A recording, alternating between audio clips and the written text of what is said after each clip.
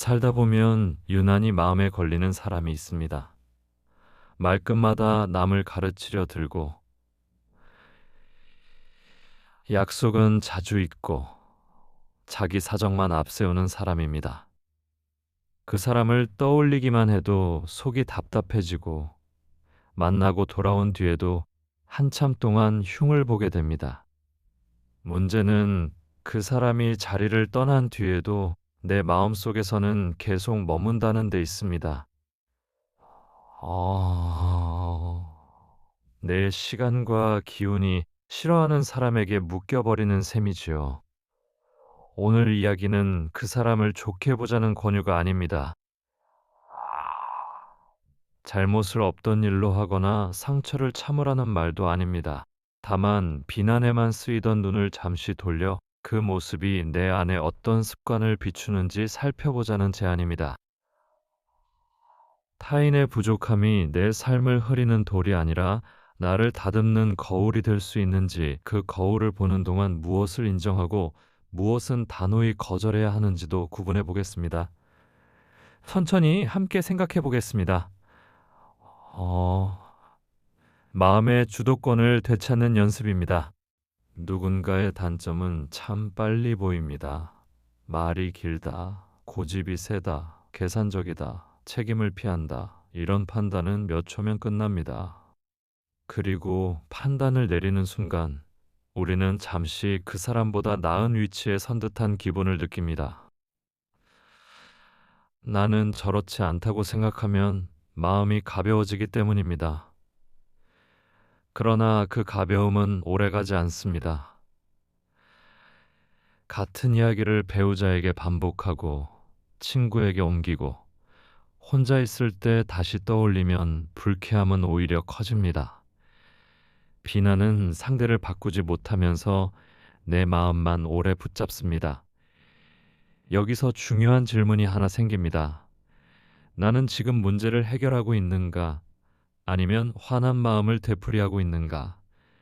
이 질문은 상대의 잘못을 부정하지 않습니다. 다만 내 기운이 어디로 흘러가는지 확인하게 합니다.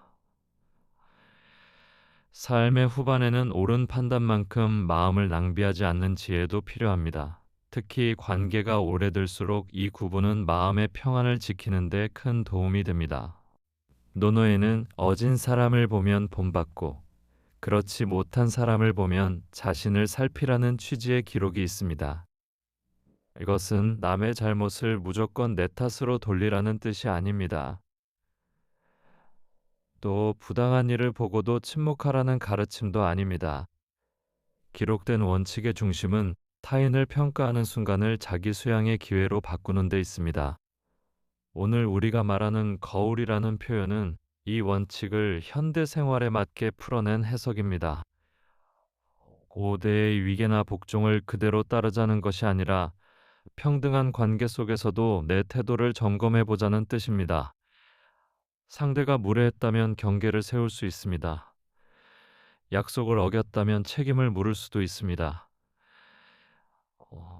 그와 동시에 나는 다른 자리에서 비슷한 무례를 보인 적이 없는지 살필 수 있습니다.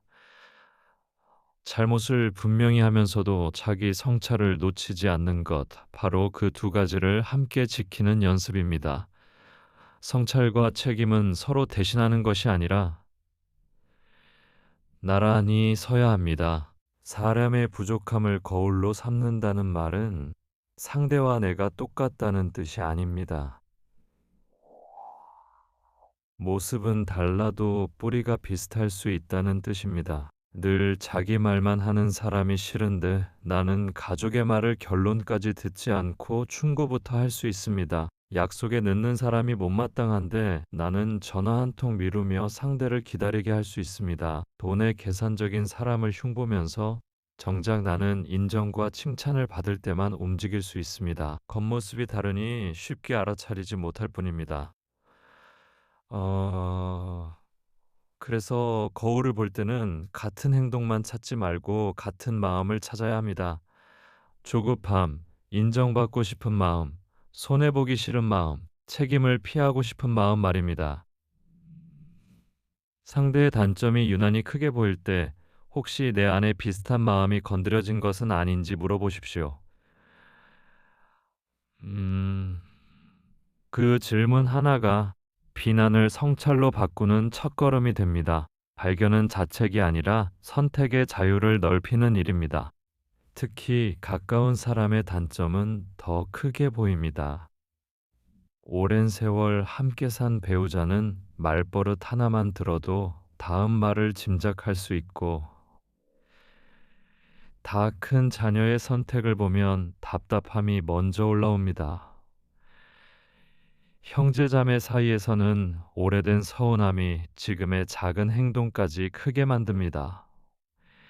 이때 우리는 상대를 한 문장으로 규정하기 쉽습니다. 원래 이기적인 사람, 늘 책임을 피하는 사람, 절대 변하지 않는 사람이라고 말입니다. 그러나 사람을 한 문장에 가두면 대화할 길도 함께 좁아집니다. 거울의 질문은 다르게 시작합니다. 오, 저 사람의 어떤 행동이 힘든가? 그 행동을 볼 때 나는 어떻게 반응하는가? 내 반응은 관계를 낫게 하는가? 더 굳게 만드는가? 예를 들어, 자녀가 내 말을 듣지 않는다고 화가 날 때 나는 자녀의 설명을 충분히 들었는지도 살펴볼 수 있습니다. 상대를 고치기 전에 내 반응 하나를 고르는 것, 그것이 관계의 숨통을 틔웁니다. 은퇴를 앞두거나 일을 줄인 뒤에는 사람을 보는 눈이 더 예민해질 때가 있습니다. 예전에는 업무에 묻혀 지나가던 말투와 태도가 모임이나 가족 안에서 크게 느껴집니다. 누군가 자기 경력만 자랑하면 허세처럼 보이고 공동의 일을 피하면 얄밉게 느껴집니다. 그런데 그 불편함 속에는 내 마음의 사정도 섞여 있을 수 있습니다. 나 역시 예전의 역할과 인정이 그립고 이제는 필요 없는 사람이 될까 두려울 수 있습니다. 그렇다고 상대의 무책임이나 과장을 정당화할 필요는 없습니다. 다만 내 감정의 절반쯤은 현재의 상실감에서 온 것은 아닌지 살펴보는 것입니다. 이렇게 보면 마음이 조금 정직해집니다. 나는 저 사람이 싫기만 한 것이 아니라 내 자리의 변화를 받아들이기 어려운 것일 수도 있습니다. 타인의 부족함이 때로는 내가 애써 외면한 두려움을 보여주는 거울이 됩니다. 그 두려움을 알아차리면 상대를 향한 날선 마음도 조금 누그러집니다. 거울을 제대로 보려면 평가보다 관찰을 먼저 해야 합니다. 그는 무례하다. 그녀는 이기적이다.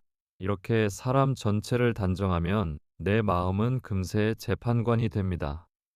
대신 사실에 가까운 문장으로 바꿔보십시오. 내가 말할 때 3번 끼어들었다. 맡은 일을 약속한 날까지 하지 않았다.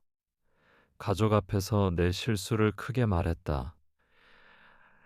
이렇게 행동을 구체적으로 적으면 무엇이 문제인지 분명해집니다. 그 다음 내 쪽도 같은 방식으로 살핍니다. 나는 어제 배우자의 말을 2번 끊었다. 하기 싫은 부탁에 답을 미뤘다. 자녀의 실수를 다른 사람 앞에서 말했다. 사람을 공격하는 말은 방어를 부르지만 행동을 보는 말은 고칠 길을 찾게 합니다. 오늘부터 마음속 표현 하나만 바꿔보십시오. 나쁜 사람이라는 말 대신 힘들었던 행동을 정확히 이름 붙이는 것입니다. 거울은 흐릿한 비난보다 선명한 관찰에서 더 잘 보입니다. 그래야 말도 행동도 바뀔 자리를 얻습니다. 여기에는 꼭 지켜야 할 한계가 있습니다. 자기 성찰이 모든 관계를 견디라는 뜻은 아닙니다. 폭력, 모욕, 반복되는 착취, 심각한 금전 피해처럼 안전과 존엄을 해치는 일에서는 거리를 두고 도움을 구하는 것이 먼저입니다. 상대의 잘못을 내 성장의 재료로만 바꾸다 보면 피해를 당한 사람이 오히려 자신을 탓할 수 있습니다. 그것은 오늘의 조언과 다릅니다. 거울은 책임의 방향을 흐리는 도구가 아니라 내 선택의 범위를 분명히 하는 도구입니다. 상대가 책임져야 할 일은 상대의 몫으로 남겨두십시오. 필요한 말과 경계도 세우십시오. 그 뒤에 내가 돌아볼 부분이 있다면 살피는 것입니다. 나는 왜 경고 신호를 무시했는가? 다음에는 어떤 기준을 세울 것인가? 누구에게 도움을 청할 것인가? 참는 것이 품격은 아닙니다. 품격은 나와 타인의 책임을 섞지 않고 단호함 속에서도 자신을 잃지 않는 데 있습니다. 필요하다면 전문가와 기관의 도움도 받아야 합니다. 이제 아주 작은 연습을 해보겠습니다. 오늘 마음에 들지 않았던 사람 한 명을 떠올리십시오. 이름을 적지 않아도 좋습니다. 먼저 그 사람에 대한 판단을 한 문장으로 써봅니다. 예를 들어, 자기 생각만 옳다고 우기는 사람이라고 적을 수 있습니다. 그 다음 문장을 행동으로 바꿉니다. 다른 의견이 나왔을 때 두 번 말을 끊고 자신의 주장만 반복했다. 그리고 마지막으로 거울에 질문을 붙입니다. 나는 최근에 누구의 말을 끝까지 듣지 않았는가? 여기서 억지로 같은 잘못을 찾아낼 필요는 없습니다.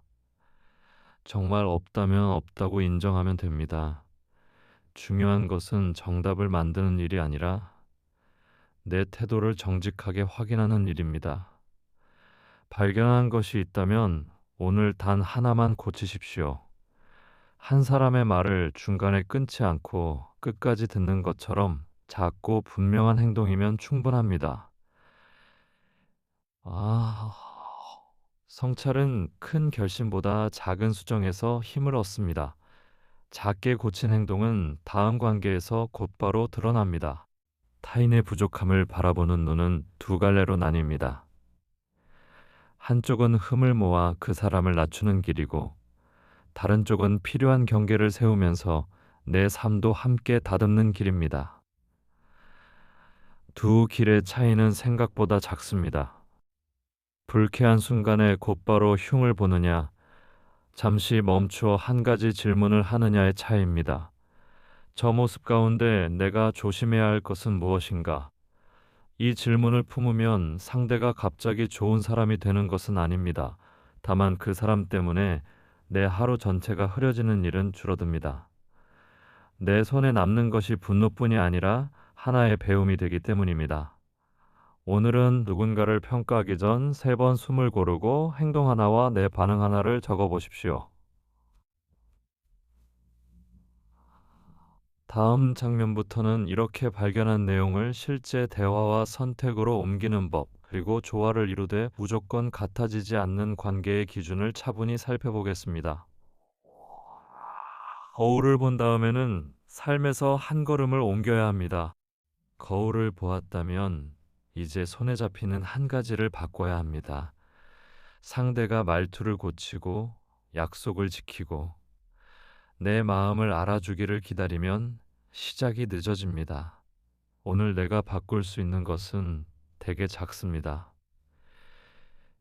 대답하기 전에 한 번 더 듣는 일, 비꼬는 말을 삼키는 일, 부탁을 분명히 하는 일입니다.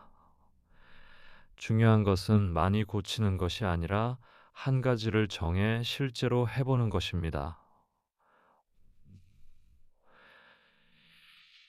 배우고 익히는 태도를 강조한 논어의 원칙도 지식이 행동으로 이어질 때 힘을 얻습니다. 현대의 관계에서는 이것을 자기 책임으로 풀어볼 수 있습니다. 상대의 잘못을 대신 짊어지라는 뜻이 아닙니다. 내 몫의 말과 행동만큼은 흐리지 않겠다는 뜻입니다. 오늘 마음에 걸리는 사람을 떠올려 보십시오. 그 사람을 바꾸기 위한 요구 말고 내가 먼저 바꿀 수 있는 행동 하나는 무엇입니까? 어, 아주 작아도 좋습니다. 오, 작은 변화가 내 마음의 주도권을 다시 가져옵니다. 가까운 사람에게는 충고가 쉽게 나옵니다. 오래 보아왔고 잘 안다고 생각하기 때문입니다. 그러나 상대의 말을 다 듣기도 전에 답을 준비하면 대화는 곧 판정이 됩니다. 듣는다는 것은 동의한다는 뜻이 아닙니다. 잠시 판단을 미루고 상대가 무엇을 두려워하는지, 무엇을 바라는지 살피는 일입니다. 논어에 기록된 자기 점검의 원칙은 남을 대하는 태도도 먼저 돌아보게 합니다. 오늘의 평등한 관계에서는 말할 권리만큼 들을 책임도 중요합니다. 배우자가 불평할 때 곧바로 해결책을 주기보다 끝까지 듣고 한 문장으로 되짚어 보십시오. 당신은 그 일이 서운했다는 말이군요. 이렇게 확인하면 틀린 해석도 바로잡을 수 있습니다. 성인 자녀의 선택이 답답해도 먼저 이유를 물어보십시오. 충고는 그 다음이어도 늦지 않습니다. 아, 듣는 동안 상대만 드러나는 것이 아닙니다. 내 조급함과 인정받고 싶은 마음도 함께 보입니다. 오늘 한 번은 내 말을 줄이고 상대의 문장이 끝날 때까지 기다려 보십시오. 옳은 말도 때를 잃으면 상처가 됩니다. 상대가 흥분한 순간 여러 사람이 보는 자리, 피곤이 쌓인 밤에는 사실보다 감정이 먼저 부딪힙니다. 우리는 내용이 맞다는 이유로 방식까지 옳다고 생각하기 쉽습니다. 그러나 관계를 지키려면 무엇을 말할지와 함께 언제 어떻게 말할지도 살펴야 합니다. 이것은 공자가 현대의 대화법을 직접 가르쳤다는 뜻이 아니라 예와 자기 절제를 중시한 기록을 오늘의 생활에 적용한 해석입니다. 말해야 할 때는 구체적으로 말하십시오. 당신은 늘 그래보다 어제 약속 시간에 연락이 없어서 걱정했다가 났습니다. 멈춰야 할 때는 침묵을 벌로 쓰지 말고 지금은 감정이 커서 잠시 쉬었다가 이야기하자고 알리십시오. 참는 것과 멈추는 것은 다릅니다. 참음은 속에 쌓이지만 멈춤은 더 나은 대화를 준비합니다. 오늘 중요한 말을 앞두고 있다면 세 가지를 확인해 보십시오. 지금이 맞는 때인가? 사람 전체가 아닌 행동을 말하고 있는가? 내 목적은 이기기인가 이해하기인가? 사람과 잘 지낸다는 것이 언제나 같은 생각을 가져야 한다는 뜻은 아닙니다. 노노의 화이부동은 조화를 이루되 무조건 같아지지 않는 태도를 말합니다. 이 원칙은 오늘의 관계에서도 유용합니다. 배우자와 돈 쓰는 방식이 다를 수 있고 자녀와 삶의 속도가 다를 수 있으며 친구와 세상을 보는 관점이 다를 수 있습니다. 차이를 없애려 들면 관계는 숨이 막힙니다. 반대로 아무 기준 없이 맞춰주기만 하면 내 마음에는 원망이 쌓입니다. 좋아하는 상대를 사람으로 존중하면서도 내 기준을 조용히 밝히는 데서 시작합니다. 네 생각은 이해하지만 나는 이번 일에는 동의하기 어렵다. 관계는 소중하지만 이 부탁까지 맡을 수는 없다. 이런 말은 싸움을 거는 말이 아니라 경계를 세우는 말입니다. 다만 폭력과 모욕, 반복되는 착취 앞에서는 조화를 명분으로 견디지 마십시오. 안전과 거리두기가 먼저입니다. 오늘 누군가와 다른 의견이 있다면 상대를 낮추지 않고 내 기준을 한 문장으로 말해 보십시오. 같지 않아도 존중할 수 있다는 경험이 관계를 더 단단하게 합니다. 우리가 싫어하는 사람의 모습 가운데 특히 거슬리는 것은 계산적인 태도일 때가 많습니다. 자기 이익만 챙기고 공은 앞세우며 책임은 피하는 모습을 보면 마음이 뜨거워집니다. 그때 거울 질문을 한 번 더 써볼 수 있습니다. 나는 정말 이익과 인정에서 자유로운가? 논어에는 군자가 의로움을 먼저 살핀다는 대조가 기록되어 있습니다. 이것을 오늘에 적용한다고 해서 돈이나 성취를 나쁘게 보자는 뜻은 아닙니다. 오, 생활비도 필요하고 정당한 보상도 중요합니다. 다만 선택의 과정에서 신뢰와 공정성을 잃지 않았는지 묻자는 뜻입니다. 가족 모임에서 좋은 일은 내 덕으로 돌리고 힘든 일은 남의 탓으로 넘기지 않았는지, 직장에서 칭찬받기 위해 다른 사람의 수고를 작게 만들지 않았는지 살펴보십시오. 상대의 욕심이 보일 때 내 욕심도 이름 붙여보면 비난은 기준으로 바뀝니다. 오늘 어떤 결정을 앞두고 있다면 한 가지를 물어보십시오. 이 선택은 나에게 이익이 되는가에 앞서 다른 사람에게 설명해도 부끄럽지 않은가? 그 질문이 품격을 지켜줍니다. 사람을 오래 믿게 만드는 것은 큰 약속보다 작은 일치입니다. 하겠다고 말한 일을 하는 것, 늦으면 미리 알리는 것, 모르면 모른다고 말하는 것입니다. 오, 논어에는 믿음이 없으면 사람이 어떻게 설 수 있겠느냐는 취지의 기록이 있습니다.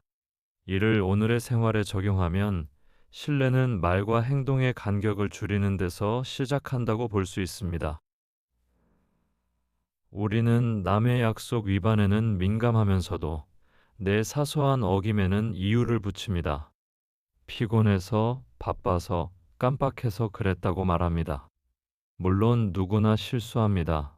문제는 실수를 숨기고 변명으로 덮고 같은 일을 반복하는 데 있습니다. 가족에게 이번 주에 함께 걷겠다고 했다면 날짜를 정하십시오.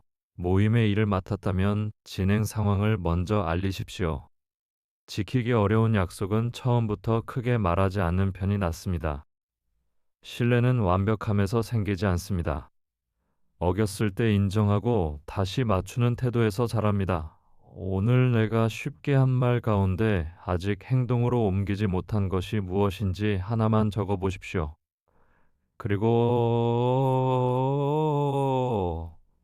그리고 작은 첫 단계를 바로 정해 보십시오. 가족과 모임의 분위기를 바꾸고 싶을 때 우리는 지시부터 늘리기 쉽습니다. 정리 좀 하라. 말 조심하라. 시간 좀 지키라고 반복합니다. 그러나 말이 많아질수록 듣는 사람은 방어적이 됩니다. 논어에는 지도자의 몸가짐이 바르면 명령하지 않아도 사람들이 따른다는 원칙이 기록되어 있습니다.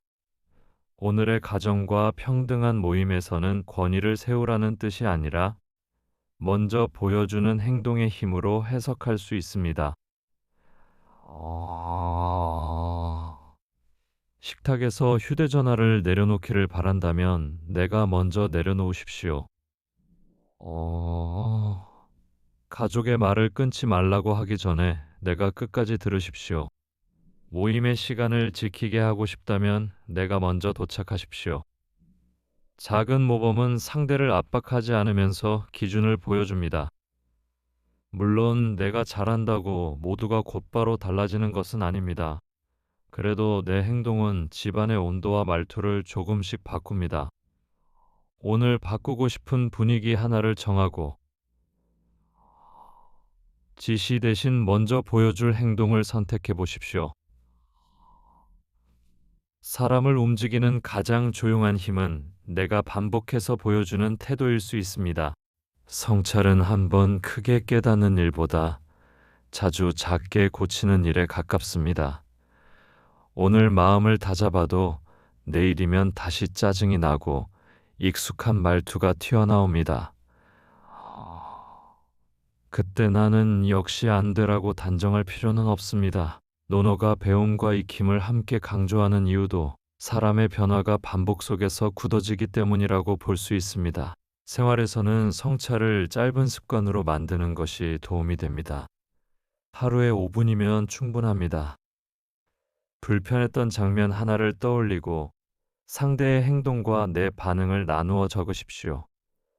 그리고 다음에는 무엇을 다르게 할지 한 줄만 정합니다.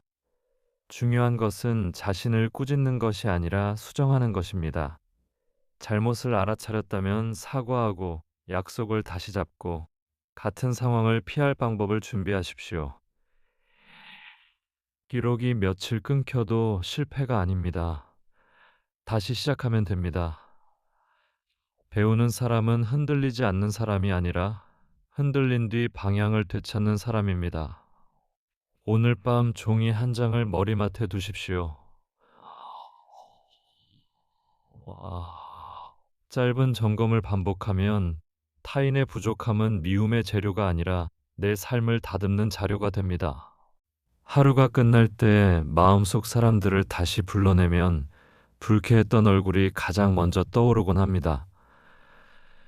그때 생각을 오래 끌지 말고 세 가지 질문으로 정리해 보십시오. 첫째, 오늘 내가 본 상대의 부족한 행동은 무엇이었는가?